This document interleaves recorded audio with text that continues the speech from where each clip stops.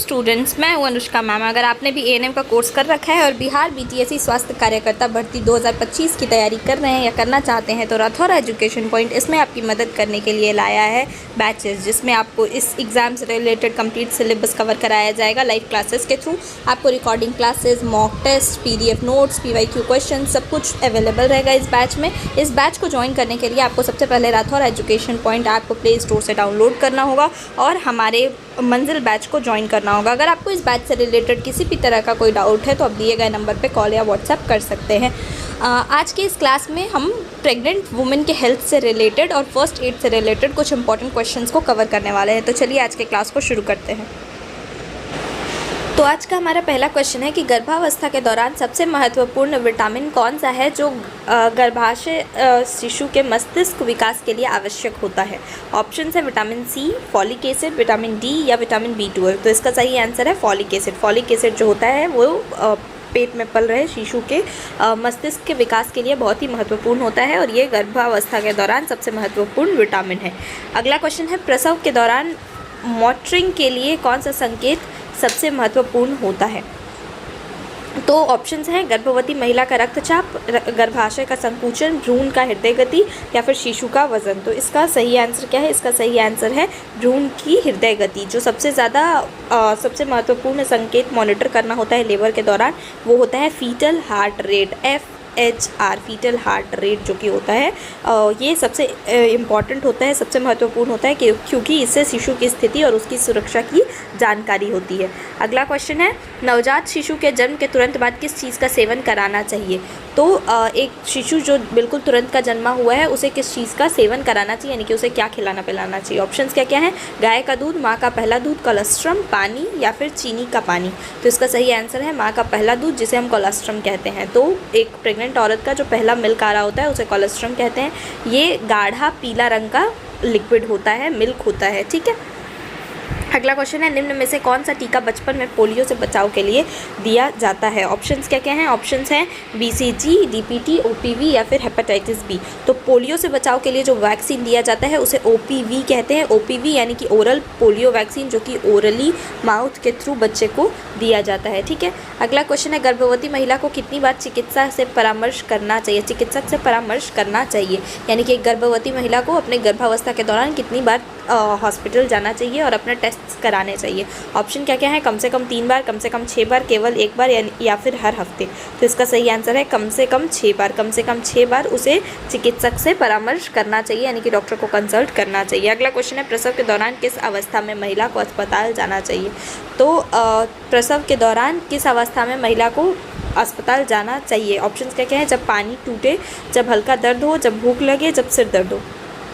तो जब 9 महीने और पूरा समय जो है प्रेगनेंसी का वो कंप्लीट हो जाता है तो उस वक्त जब लेबर आने का समय होता है तो उसे किस स्टेज पे हॉस्पिटल जाना चाहिए। तो उसे तब जाना चाहिए जब पानी टूटे, जब वाटर बाहर आने लगे। तो उस वक्त क्या होता है? उस वक्त उसे हॉस्पिटल जाना चाहिए। जब गर्भाशय में मौजूद एमनियोटिक द्रव यानी पानी जो है वो टूटता है तो वो प्रसव की क्या होती है? शुरुआती संकेत होती है और इस समय में महिला को तुरंत हॉस्पिटल जानी चाहिए। नवजात शिशु को जन्म के बाद कितने महीने तक केवल माँ का दूध पिलाना चाहिए। ऑप्शंस क्या क्या है? 3 महीने, 6 महीने, 9 महीने या 12 महीने। तो इसे हम क्या कहते हैं? इसे हम कहते हैं exclusive breast feeding. Exclusive breast feeding जो होता है उसका मतलब होता है कि बच्चे को माँ के दूध के सिवा और कुछ भी नहीं देना है। कब तक नहीं देना है? तो 6 महीने तक। 6 महीने तक बच्चे को माँ के दूध के सिवा और कुछ भी नहीं देना होता है। इसे हम एक्सक्लूसिव ब्रेस्ट फीडिंग कहते हैं। ठीक है। अगला क्वेश्चन है कौन सी बीमारी टीकाकरण के बाद भी सही पोषण और देखभाल से रोकी जा सकती है। तो ऐसी कौन सी बीमारी है जो टीकाकरण के बाद भी सही पोषण और देखभाल से रोकी जा सकती है। ऑप्शन क्या क्या हैं? मीजल्स यानी खसरा, पोलियो, टीबी या फिर कुपोषण, माल न्यूट्रिशन। तो इसका सही आंसर क्या है? इसका सही आंसर है माल न्यूट्रिशन, कुपोषण। कुपोषण जो है वो टीकाकरण के बाद भी गुड न्यूट्रिशन और केयर से क्या किया जा सकता है? रोका जा सकता है। गर्भवती महिला को किस प्रकार के भोजन से बचना होता है। तो गर्भवती महिला को किस तरह के खान पान नहीं लेने होते हैं। ऑप्शन क्या क्या है? फ्रेश वेजिटेबल्स, ताज़ी सब्जियां, कच्चा या अधपका मांस या फिर फल या फिर दूध। तो इसका सही आंसर है कि उसे कच्चा या अधपका मांस नहीं खाना चाहिए। क्यों नहीं खाना चाहिए? क्योंकि इससे संक्रमण होने के चांसेस बढ़ जाते हैं। गर्भावस्था में जो शिशु है उसके लिए खतरा बन सकता है, इसलिए इससे बचना चाहिए और इससे खाने से दूर रहना चाहिए। चाहिए। नवजात शिशु की त्वचा पर लाल चकत्ते दिखाई दे तो सबसे पहले क्या करना चाहिए? अगर नवजात शिशु जो जन्म लिया है उसकी त्वचा पर लाल चकत्ते दिखाई दे रहे हों तो सबसे पहले क्या करना चाहिए? ऑप्शन क्या क्या है? तुरंत दवा देना चाहिए, डॉक्टर से संपर्क करना चाहिए, घर पर घरेलू उपाय करना चाहिए या बिना देखे छोड़ देना चाहिए। तो इसका सही आंसर है कि डॉक्टर से तुरंत संपर्क करना चाहिए, क्योंकि ये लाल चकत्ते नॉर्मल नहीं होते, तो इसलिए हमें तुरंत डॉक्टर से संपर्क करना चाहिए। अगला क्वेश्चन है, चोट लगने पर सबसे पहले क्या करना चाहिए? अगर किसी को चोट लग रही हो तो सबसे पहले क्या करना चाहिए? ऑप्शन है तुरंत दवा लगाना, चोट वाली जगह को साफ और आराम देना, जोर से दबाना या चोट वाली जगह को गर्म करना। तो इसका सही आंसर है कि इसका सही आंसर क्या होगा? इसका सही आंसर होगा कि हमें चोट लगे वाली जगह पे सबसे पहले क्या करनी चाहिए? साफ़ करनी चाहिए और आराम देना चाहिए। ठीक है, अगला क्वेश्चन है, जलने पर तुरंत क्या करना चाहिए? ऑप्शंस क्या क्या है? जले हुए हिस्से पर तेल लगाना चाहिए, ठंडे पानी से जलन वाले हिस्से को धोना चाहिए, जला हुआ हिस्सा बंद करना चाहिए या सीधे बर्फ़ लगाना चाहिए। तो इसका सही आंसर है कि जले हुए हिस्से को ठंडे पानी से धोना चाहिए। इससे क्या होता है? इससे जलन से भी राहत मिलती है और वो जो घाव है, जो जलन का एरिया है, वो साफ भी हो जाता है। किस व्यक्ति को बेहोशी आने पर सबसे पहले क्या करना चाहिए? ऑप्शंस क्या क्या हैं? उसे तुरंत खड़ा करना चाहिए, उसे आरामदायक स्थान पर लेटाना चाहिए और पैरों को ऊपर उठाना चाहिए, पानी पिलाना चाहिए या उसे ज़ोर से हिलाना चाहिए। तो अगर किसी इंसान को बेहोश हो रहा हो तो हमें सबसे पहले क्या करना चाहिए? उसे आरामदायक स्थान पर लेटाना चाहिए और उसके पैरों को ऊपर उठाना चाहिए। इससे क्या होता है? इससे रक्त प्रवाह जो होता है, यानी ब्लड सर्कुलेशन जो होता है, वो ब्रेन में अच्छी तरह से हो पाता है और इससे क्या होता है? इंसान जो है वो जल्दी होश में आता है। ठीक है, अगला क्वेश्चन है, गहरे घाव से खून बह रहा हो तो क्या करना चाहिए? ऑप्शंस क्या क्या हैं? घाव को साफ कपड़ा दबाना और दबाव बनाना चाहिए, घाव को खोलकर साफ करना चाहिए, खून बहना बंद करने के लिए जहर देना चाहिए या फिर खून बहने देना चाहिए ताकि गंदगी बाहर निकल सके। तो इसका सही आंसर क्या है? इसका सही आंसर है कि घाव को साफ कपड़ा दबाना चाहिए और दबाव देना चाहिए। दबाव देने से क्या है? ब्लीडिंग जो है वो रुक जाती है, प्रेशर अप्लाई करने से ब्लीडिंग जो है वो रुक जाती है। अगला क्वेश्चन है, अगर किसी व्यक्ति की सांस रुक जाए तो प्राथमिक चिकित्सा में क्या करना चाहिए?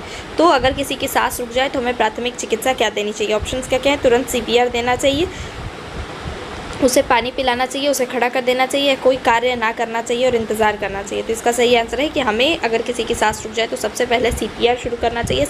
सीपीआर का फुल फॉर्म क्या होता है? Cardio pulmonary resuscitation. ये क्या है? ये एक इमरजेंसी और लाइफ सेविंग प्रोसेस है। इसमें क्या करते हैं? इसमें जान बचाने के लिए पेशेंट को, अगर किसी की सांस रुक जाए, हार्ट बीट रुक जाए, धड़कन यानी रुक जाए, तो ऐसे सिचुएशन में सबसे पहले सीपीआर देना होता है। अगला क्वेश्चन है, हड्डी टूटने की स्थिति में क्या प्राथमिक चिकित्सा देनी चाहिए? ऑप्शंस क्या क्या हैं? हड्डी को सीधे करने की कोशिश करनी चाहिए, प्रभावित अंग को स्थिर करना चाहिए, तुरंत दर्द निवारक देना चाहिए या फिर प्रभावित अंग को गर्म पानी डालना चाहिए। तो इसका सही आंसर क्या है? इसका सही आंसर है कि हमें प्रभावित अंग को स्थिर करना चाहिए, यानी कि इससे क्या होता है? अगर स्थिर करेंगे तो टूटी हुई हड्डी जो है वो हिलने डुलने के कारण उसमें अधिक डिस्प्लेसमेंट नहीं होगा, यानी वो अपनी जगह से ज़्यादा नहीं हिलेगी। तो इसीलिए हमें सबसे पहले प्रभावित अंग को, और उसमें दर्द भी कम होगा, तो इसीलिए हमें प्रभावित अंग को सबसे पहले स्थिर करना चाहिए। अगला क्वेश्चन है, किस घाव में संक्रमण से बचाव के लिए क्या करना चाहिए? ऑप्शंस क्या क्या हैं? घाव को खुला छोड़ देना चाहिए, घाव को साफ करना और बांधना चाहिए, घाव को खुजलाना चाहिए, घाव पर मिर्ची लगाना चाहिए। तो इसका सही आंसर क्या है? इसका सही आंसर है कि घाव को साफ करना चाहिए और उसे साफ कपड़े से ही बांधना चाहिए। अगला क्वेश्चन क्या है, जब किसी की सांस रुक जाए तो क्या नहीं करना चाहिए? ये बिल्कुल इंपॉर्टेंट चीज़ है इस क्वेश्चन में, जो आप नोटिस करिएगा कि कई बार इंसान नहीं पढ़ना भूल जाता है, तो एग्ज़ाम में ये गलती ना हो, इसलिए आप हमेशा ये चीज़ पर ध्यान दें कि क्वेश्चन क्या कहना चाह रहा है। तो इसके ऑप्शंस क्या क्या है? मुँह में सांस देना चाहिए, उसे ज़ोर से झटकना चाहिए, तुरंत एम्बुलेंस बुलाना चाहिए या सीपीआर शुरू करनी चाहिए। तो इसका सही आंसर क्या है? इसका सही आंसर है कि उसे ज़ोर से झटकना चाहिए। उसे ज़ोर से झटकने से क्या होती है? उसे अगर सांस लेने में कोई भी दिक्कत हो रही है, यानी उसके अगर रेस्पिरेटरी ट्रैक में किसी भी तरह की कोई चीज़ें अटक गई हो तो वो इससे बाहर आ जाएगी और वो सांस ले पाएगा, और इसके बाद हमें तुरंत सीपीआर शुरू कर देनी चाहिए अगर इससे भी कोई राहत ना मिले तो। यदि कोई जहरीली वस्तु निकल ले तो क्या करना चाहिए? ऑप्शन क्या क्या है? तुरंत उल्टी करवाना चाहिए, तुरंत डॉक्टर को दिखाना चाहिए, उस व्यक्ति को खाना खिलाना चाहिए या उसे चलाने के लिए पानी देना चाहिए। तो इसका सही आंसर क्या है? इसका सही आंसर है कि तुरंत डॉक्टर को दिखाना चाहिए, क्योंकि उल्टी नहीं करवाना चाहिए, क्योंकि इस तरह से कई बार जो जहर होता है वो पूरे बॉडी में फैल जाता है। तो इसीलिए हमें सबसे पहले तुरंत डॉक्टर से डॉक्टर को दिखाना चाहिए। आपातकालीन स्थिति में डरे हुए व्यक्ति को कैसे शांत कराना चाहिए? जोर से बोलकर उसे डांटना, धीरे धीरे और भरोसा से बात करना, उसे अकेले छोड़ देना या उसे भागने को कहना। तो इसका सही आंसर है कि हमें धीरे धीरे से उससे भरोसे के साथ बात करनी चाहिए ताकि वो हमारी बातों को सुन सके, समझ सके और उसका डर कम हो सके। अगला क्वेश्चन है घुटने में मोच आने पर क्या करना चाहिए? ठीक है, ऑप्शंस क्या क्या हैं? तुरंत चलना शुरू करना चाहिए, प्रभावित हिस्से को ठंडा सेकना चाहिए, आराम देना चाहिए और ऊंचा उठाना चाहिए, ज़ोर से मसाज करना चाहिए, गर्म पानी से सेकना चाहिए। तो इसका सही आंसर क्या है कि अगर घुटने में मोच आने की संभावना हो तो हमें सबसे पहले क्या करना चाहिए? प्रभावित हिस्से को ठंडे पानी से सेकना चाहिए, आराम देना चाहिए और ऊंचा उठाना चाहिए। ठंडे पानी से सेकने से क्या होता है कि वहाँ पे संकुचन होता है उस एरिया में और जो दर्द होती है उससे राहत मिलती है। दर्द कम करने के लिए ठंडा पानी से सेकना होता है जिससे आराम मिलती है और ऊंचा उठाने से क्या होता है? ब्लड सर्कुलेशन वहाँ पे बना रहता है अच्छी तरह से। तो हमें प्रभावित हिस्से पे ये काम करने चाहिए। मच्छर या कीड़े के काटने पर क्या करना चाहिए? ऑप्शन क्या क्या है? काटे हुए हिस्से पर खुजलाना चाहिए, काटे हुए हिस्से को साबुन और पानी से साफ़ करना चाहिए और ठंडा सेकना चाहिए, तुरंत तेज़ दर्द की दवा देना या फिर काटे हुए हिस्से पर मिट्टी लगाना। तो इसका सही आंसर क्या है? इसका सही आंसर है काटे हुए हिस्से पर साबुन और पानी से साफ़ करना और ठंडा सेकना, क्योंकि इससे क्या होता है? जो जलन हो रही होती है मच्छर या कीड़े के काटने से उससे राहत मिलती है और जो भी इन्फेक्शन काटने से फैल सकता है वो उससे भी इंसान बचता है।